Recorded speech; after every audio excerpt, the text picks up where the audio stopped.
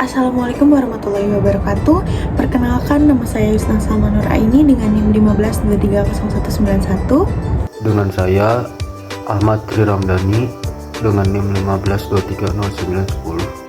Halo, perkenalkan saya Nabila Zara dengan NIM 15230027. Saya di sini akan menjelaskan tentang perangkat yang akan digunakan, halaman antarmuka, dan flowchart. Baik, di sini saya dan kelompok saya akan mempresentasikan hasil proyek kami tentang absensi digital berbasis QR Code di SMA Doa Bangsa. Latar belakang kelompok saya memilih proyek tentang absensi ini dikarenakan perkembangan teknologi mendorong sekolah untuk beralih ke sistem administrasi yang lebih efisiensi. Di SMA Doa Bangsa masih dilakukan secara manual, sehingga sering lambat, berisiko salah, dan menyulitkan rekap data. QR Code menjadi solusi yang lebih cepat dan akurat dalam mencatat kehadiran.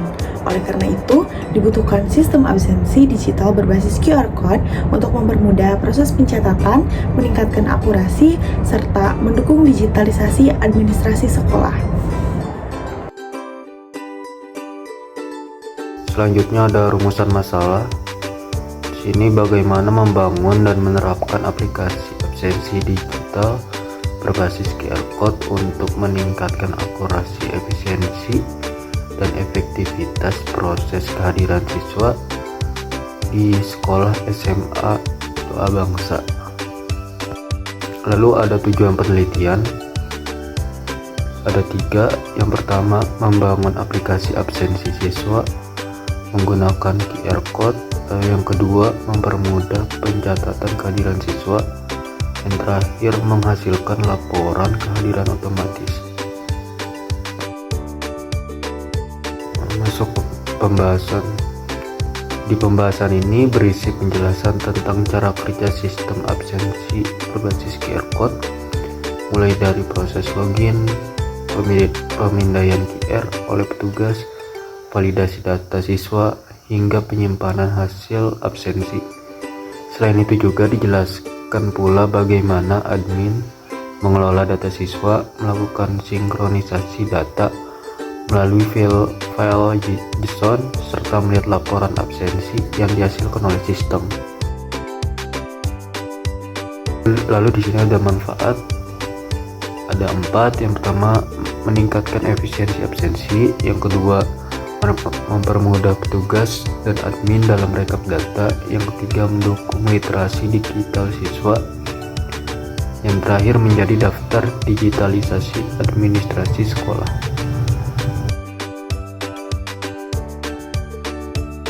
Kebutuhan perangkat, ada perangkat lunak.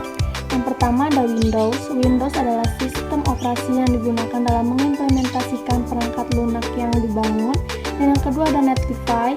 Netlify adalah layanan code yang bekerja secara lokal, digunakan untuk menyimpan segala script yang sudah diuji.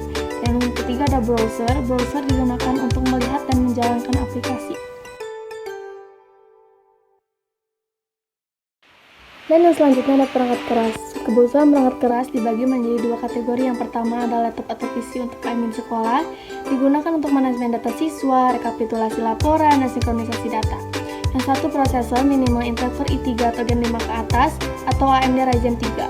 Yang kedua ada memori atau RAM minimal 4GB, disarankan 8GB agar browser lancar.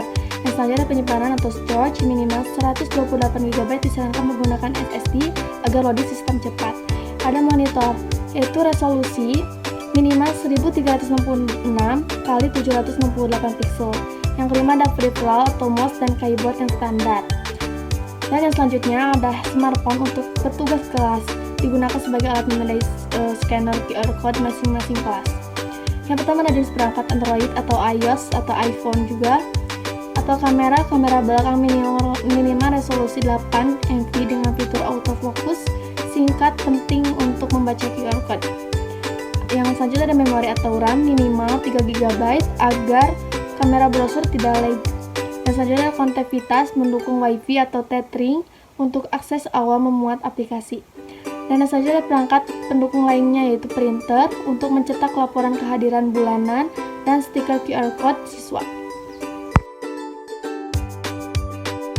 Dan selanjutnya itu ada tampilan antarmuka.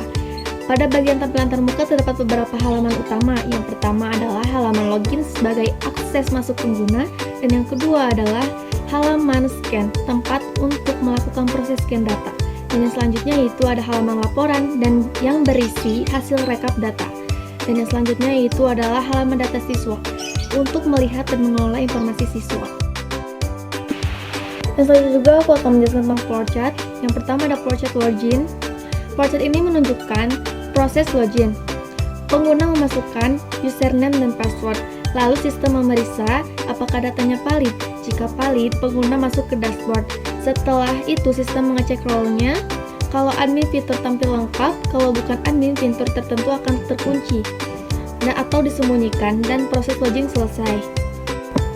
Yang selanjutnya itu adalah flowchart scan absen. Flowchart ini menunjukkan proses scan absen, kamera standby lalu mendeteksi QR code, sistem mengecek apakah ID siswa valid dan apakah siswa hari ini absen. Jika ada error atau sudah absen, muncul alert.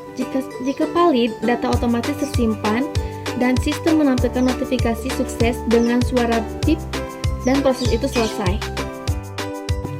Dan selanjutnya yaitu adalah flowchart laporan data siswa. User masuk ke halaman data, lalu memilih aksi tambah atau hapus. Saat menambah siswa, sistem mengecek apakah ini sudah ada. Jika ada, muncul pesan gagal. Jika tidak ada, disimpan dan QR code dibuat. Untuk hapus data, user klik tombol hapus lalu konfirmasi. Jika setuju, data akan dihapus.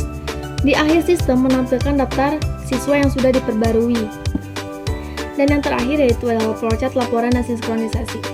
Petugas kelas mengunduh data yang otomatis jadi file JSON, lalu dikirim file itu ke admin pusat. Admin mengunggahnya, memproses, menghapus duplikat, lalu menyimpan data ke sistem.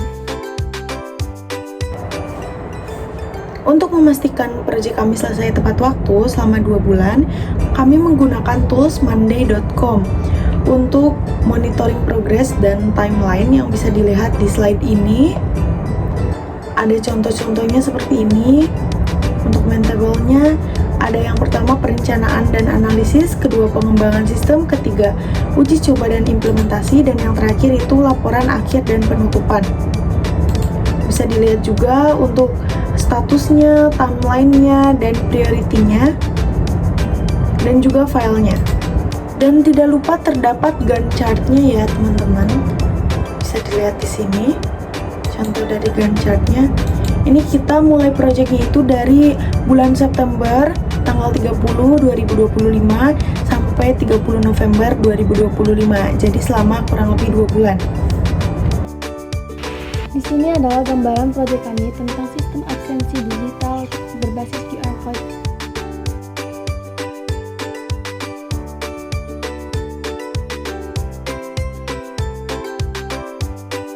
Kesimpulan, sistem absensi digital berbasis QR Code ini mampu meningkatkan efisiensi dan akurasi dalam pencatatan kehadiran siswa di SMA Doa Bangsa. Melalui sistem ini, petugas dan admin dapat memperoleh data kehadiran dengan lebih cepat, rapi, dan mudah direkap. Sistem ini menjadi dasar penting untuk pengembangan lebih lanjut pada administrasi digital di sekolah. Sekian dari kami, wassalamualaikum warahmatullahi wabarakatuh.